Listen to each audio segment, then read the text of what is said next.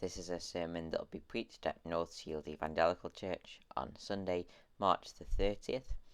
It's based on Mark chapter 10, verse 32 to 52. I'm going to read that now, or you can skip ahead if you want to read it yourself using the link below.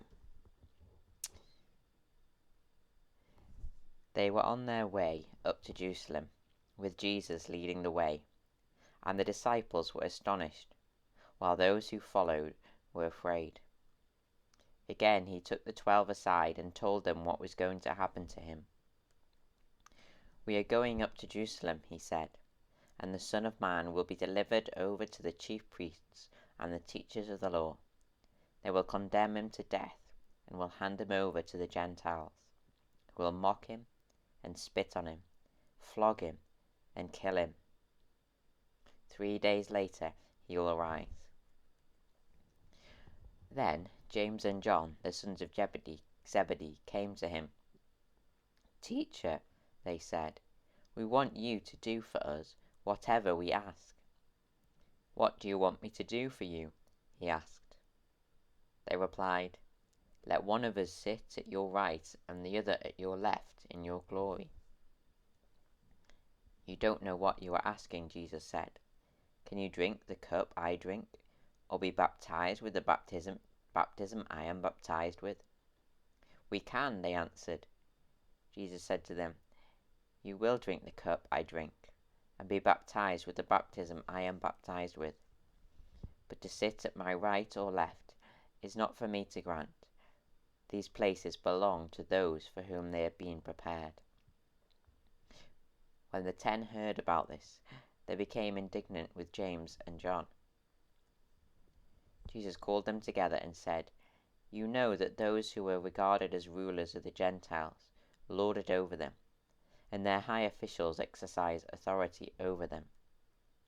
Not so with you.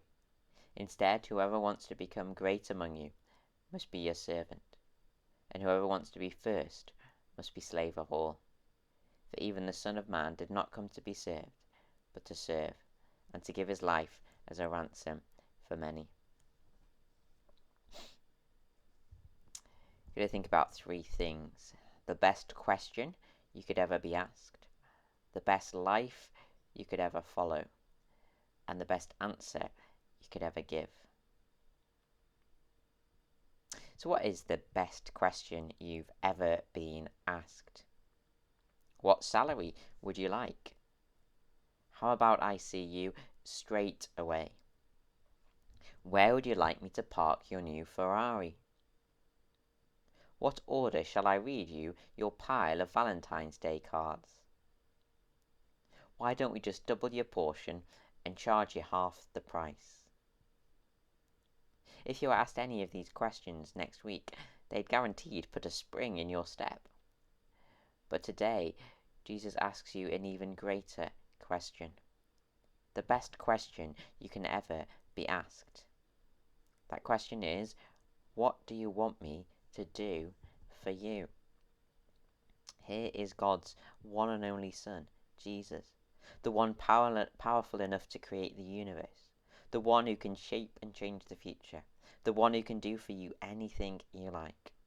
And here he is, stood before you, asking you, what do you want me to do for you? I personally thought about starting this sermon with a different question. Are you a follower of Jesus? What a boring question. Your answer is either, yes, of course I am. I've been here for the last 1,000 sermons.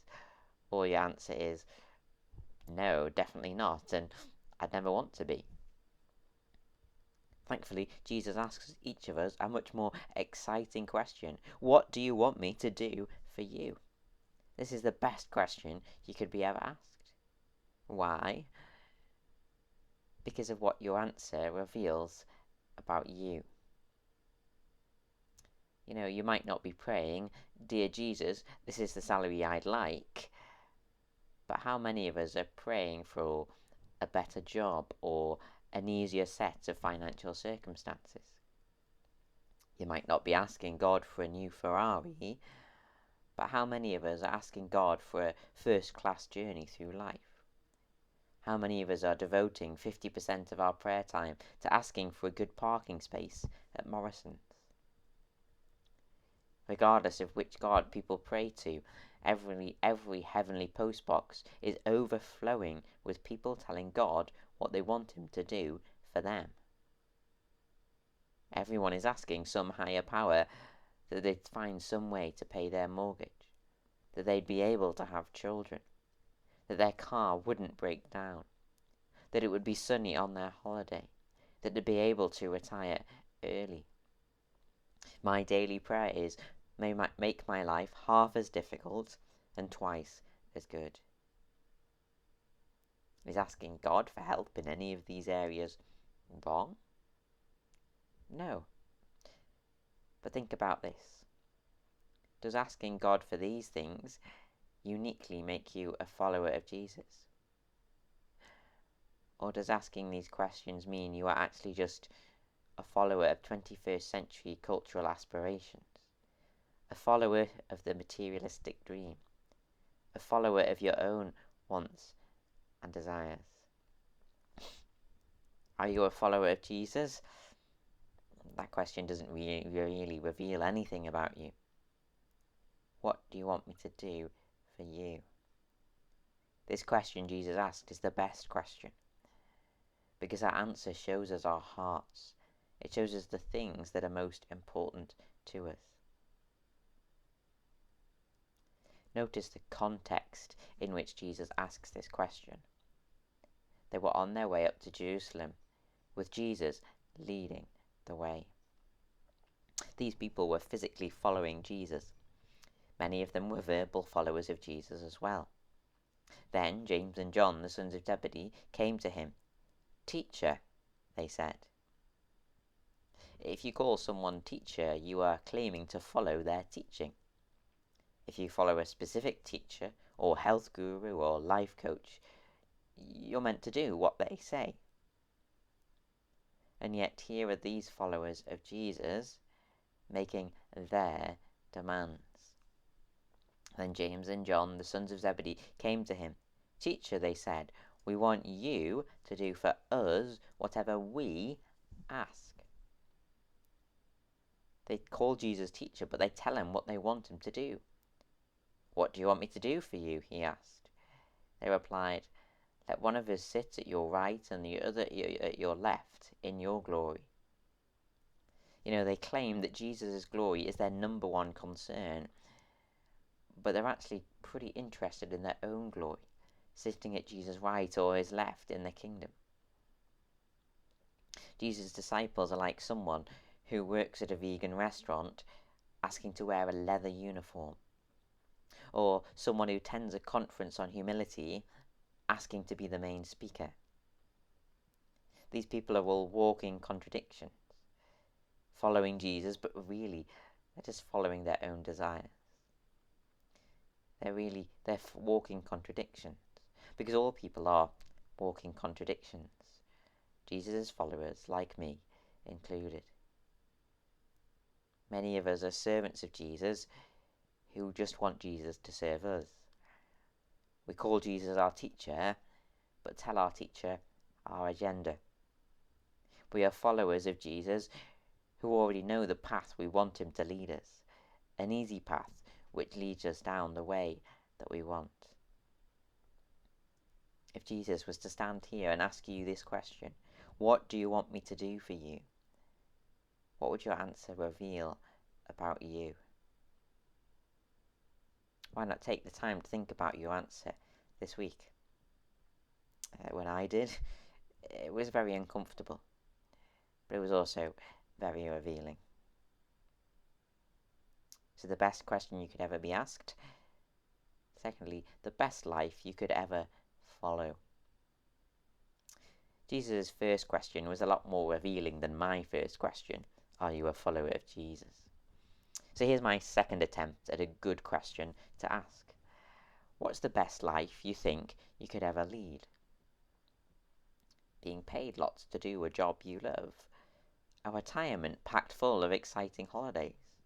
Achieve something that gets you recognition. Earn the most, enjoy the most, achieve the most, be the most significant. Your answer to what's the best life you could ever lead probably features you in the top 1% of people. But this question is also a very unrevealing question. Why? Well, because none of us are actually leading that type of life. If we did want to lead that life, well, unfortunately for most of us, it's unattainable. That's why Jesus asks his followers to consider a much better question. What's the best life you could ever follow? Let's just see how good you are at following a pattern. 1, 2, 4, 8, 16. Next number is 32. The next pattern, very poor, poor, okay, good, very good. Next one, amazing, wonderful, something like that. You know, we're all experts at recognizing patterns, and Jesus' followers were too. They saw the pattern of how people went from poor-like circumstances to a set of circumstances that were amazing. Verse 42, Jesus called them together and said, "You know that those who are regarded as rulers of the Gentiles lord it over them, and their high officials exercise authority over them." These rulers enjoyed a very good life. Jesus knew his disciples recognized the pattern of how they got there. These rulers lorded it over others.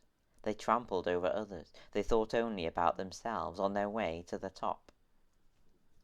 The high officials enjoyed an amazing life. The disciples would have recognized the pattern of how they got there. These officials thought of themselves as number 1. They treated everybody else as number 2, until eventually they became a number 1, a high official who exercised authority over others. We're all experts at recognizing patterns.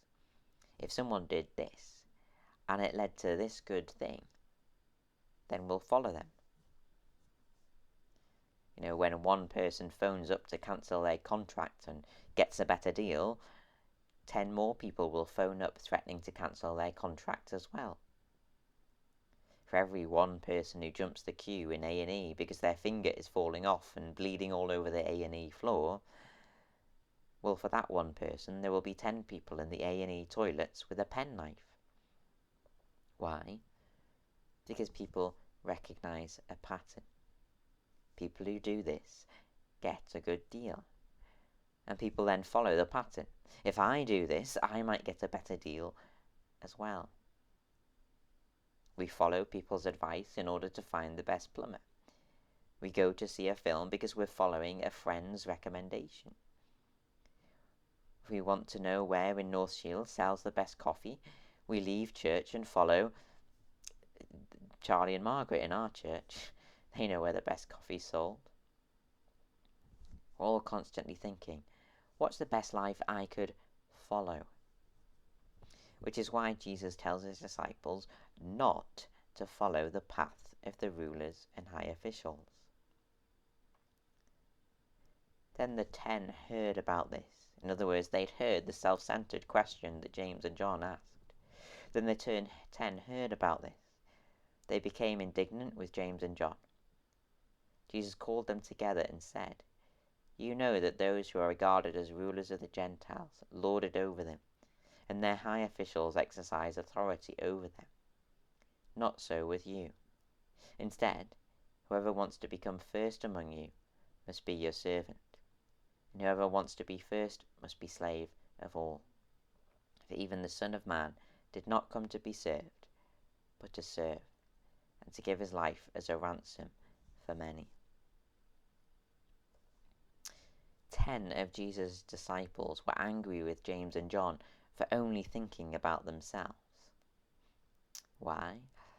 Well, because a community where everyone only thinks about themselves is not the best community to be a part of. Follow the pattern in the shops. Do you enjoy your shopping experience at Christmas when everyone is only thinking about themselves? Follow the pattern in your workplace. How does your day go when no one cares about their colleagues or the needs of those they serve? Follow the pattern in the UK. Has the increase in people only thinking about themselves made the United Kingdom better or worse? Follow the pattern. But notice that Jesus established a better pattern. Jesus calls us to be part of a better kingdom. He says, the Son of Man did not come to be served, but to serve, and to give his life as a ransom for many. James and John only thought about the needs of a few. In other words, them. Kingdoms built around the needs of a few are not good kingdoms to be a part of. Whereas Jesus established a better kingdom by giving his life for many. Jesus lived a life of service to other people. He devoted his time and resources to meet other people's needs. He gave up his life so that you and I could be part of his kingdom. What is the best life you could ever follow? It's his. So the question we all need to think about is, are you following it? Is your time taken up with the same things that Jesus' life was taken up by? Are you serving others or serving yourself? How willing are you to make sacrifices when it doesn't benefit you? We might know that we, as Jesus' followers, should be doing these things. But why do we find motivating ourselves to live this way so hard? I think the answer is in verse 33.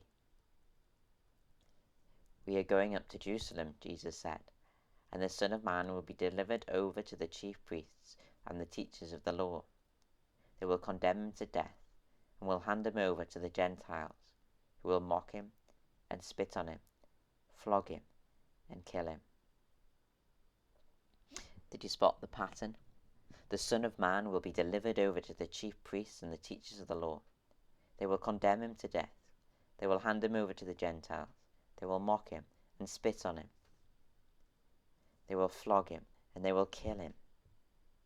We can all spot the pattern. The pattern of obeying God and serving others is down. Whereas the direction of rulers, high officials, the rich and famous, the direction of the top 1% of society is up. Or is it? Well, let's ask a few people who have climbed the ladder of society. Ronnie O'Sullivan has climbed the way to the top of the snooker rankings. He did it because he was following the pattern of others. He thought that this was the best life. But was the pattern upward? He said, as a kid, I would have been desperate to be up there with those guys. But when you get there, you see it as a bit of an anticlimax, and it's not as great as you thought it would be. Again, Daisy May Cooper climbed her way to the top and won a BAFTA. She says, it was completely underwhelming. I'd lived it so many times in my head, and I'd done my acceptance speech to the bathroom mirror 10 billion times, that by the time it happened, it felt flat. Can you spot the pattern? Now can you spot the pattern in Jesus' words?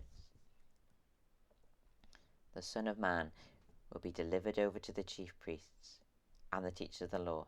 They will condemn him to death, will hand him over to the Gentiles. They will mock him, spit on him, flog him, and kill him. But 3 days later, he will rise. After Jesus lived a life of service to others, that is, after he sacrificed his life in obedience to God, after these things, Jesus rose to life again. The pattern was not downward, but downward and upward again. After sacrificing his life, Jesus looked back on his life satisfied. After he has suffered, he will see the light of life and be satisfied, it says in Isaiah. After serving others, Jesus told his followers that this was the best way to live. Remember the words of the Lord Jesus, how he himself said, "It is more blessed to give than to receive." Jesus is the best life you could ever follow, because the life he lived was the best. It was the best for society, and the best life to find lasting satisfaction. So what's the best life you could ever follow? And are you following it? It was about 3 months ago when I was first challenged by Jesus' question, "What do you want me to do for you?" I was challenged because my answer was more self-centered than God-centered. I'd be ashamed to admit my skewed priorities out loud. But when I read these verses a second time, I was actually really encouraged. They were on their way up to Jerusalem, with Jesus leading the way, and the disciples were astonished, while those who were followed were afraid. Again, he took the 12 aside and told them what was going to happen to him. It just reminded me that Jesus picked these 12 disciples. Jesus knew that they needed teaching. Jesus knew that James and John, like all of us, wouldn't quite get it at first. Why do we struggle to live the life Jesus is calling us to lead? Jesus knows that we find it hard to believe that a life of sacrifice and service is worth it. Thankfully, Jesus' ending actions show us the solution.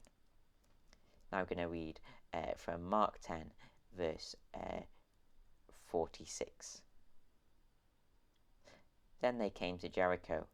As Jesus and his disciples, together with a large crowd, were leaving the city, a blind man, Bartimaeus, which means son of Timaeus, was sitting by the roadside begging. When he heard that it was Jesus of Nazareth, he began to shout, "Jesus, Son of David, have mercy on me." Many rebuked him and told him to be quiet, but he shouted all the more, "Son of David, have mercy on me." Jesus stopped and said, "Call him." So they called to the blind man, "Cheer up, on your feet, he's calling you." Throwing his cloak aside, he jumped to his feet and came to Jesus. "What do you want me to do for you?" Jesus asked him. The blind man said, "Rabbi, I want to see." "Go," said Jesus, "your faith has healed you." Immediately he received his sight and followed Jesus along the road.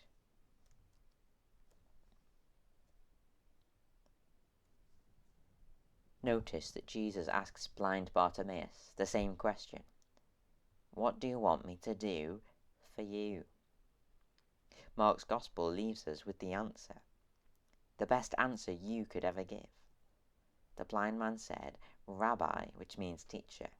"Rabbi, I want to see." The man asks to see Jesus. He has his eyes opened. He sees Jesus and then follows Jesus along the road. Which road? The road to Jerusalem, the road to the cross, the road of sacrifice.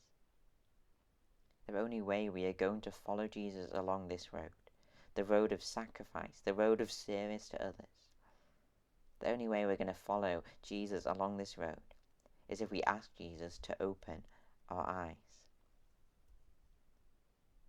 If Jesus asked us, "What do you want me to do for you?" the best answer we could give is, "Rabbi, I want to see." Jesus, I want to see how a self-centered life is ultimately unsatisfying. Jesus, I want to see how great you are so that I want to follow you. Jesus, I want to see how the life you lived was better. The best question you could ever be asked, What do you want me to do for you? This question reveals our hearts, the most things that are most important to us. What is the best life you could ever follow? If we believe the life Jesus lived was the best life, then we will find ourselves following him. So the best answer you could ever give is, Rabbi, I want to see. Ask Jesus' help so that you might see, so that he might teach you the best way to live.